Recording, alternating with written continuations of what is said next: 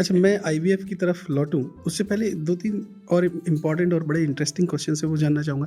हमने एक फ़िल्म देखी विकी डोनर, तो विकी डोनर में हमने देखा कि वो स्पर्म डोनेट किए जा रहे हैं। जी। ये स्पर्म डोनेट करना, स्पर्म फ्रीज़ करना, एग फ्रीज़ करना, ये प्रोसेस क्या है और क्यों किए जाते हैं?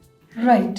सो विकी डोनर का एक सबसे पहले मैं ये मिथ ख़त्म करना चाहती हूँ। Now we are living in an era जहाँ पे लेजिस्लेशन हमारे आईवीएफ में बहुत डिसेंटली इनकॉर्पोरेट हो गया है। सो जो पहले था कि एक बंदा 1000 बार 100 बार स्पर्म डोनेट कर रहा है, गॉन आर द डेज। अब एक इंसान, एक मेल लाइफ टाइम में एक ही बार स्पर्म डोनेट कर सकता है। That is what the law says, ART bill 2023।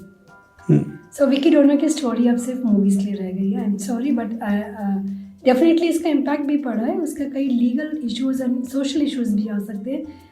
Means I will not go in detail कि एक स्पर्म अगर 5-6 पेशेंट्स में आपने डाल रहे हो अननोइंगली, उनके सिबलिंग, उनके बच्चे जब आपस में मिलेंगे तो you never know, that could be social structure हमारा काफ़ी उससे डिस्ट्रॉय हो सकता है। बट ART बिल 2023 बहुत स्ट्रांगली इम्पोज हुआ, जिसमें now we have got a designated laboratories and authorized centers only where the one male can go and they have to have their Aadhaar card and वो एक बार में एक ही बार donate कर सकता है। Number 2, yes, the indications for sperm freezing and oocyte freezing is very different. देखा जाए तो आजकल हम लोग बहुत ज़्यादा अपने प्रोफेशनली इनकॉर्पोरेट हो गए हैं, एक्टिव हो गए हैं। हर लड़की को भी लगता है कि पहले अपनी एजुकेशन को जस्टिफाई करें, प्रोफेशनली कहीं पर स्टैंड करें, then she will like to go for a family and kids. आमतौर पे फिल्मी दुनिया में तो देखा ही जाता है कि they just come to their life, settling their life in late 40s। But fertility या हमारी बायोलॉजिकल क्लॉक तो टिक कर रही होती है। एग्जैक्टली।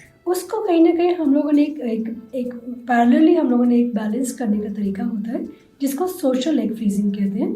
इसमें हम लोग अर्ली एज में गर्ल के oocytes को रिट्रीव करके सेम स्टिमुलेट करेंगे, इंजेक्शन लगा के रिट्रीव करके oocyte को फ्रीज कर देंगे, so that even if she is ageing biologically उनके oocyte उसी एज में फ्रोजन हो जाएंगे।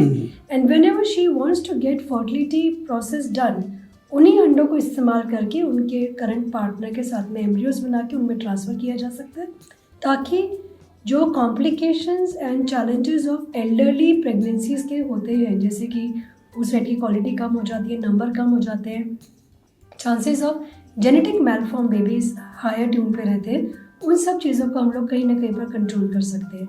तो this is called social oocyte freezing.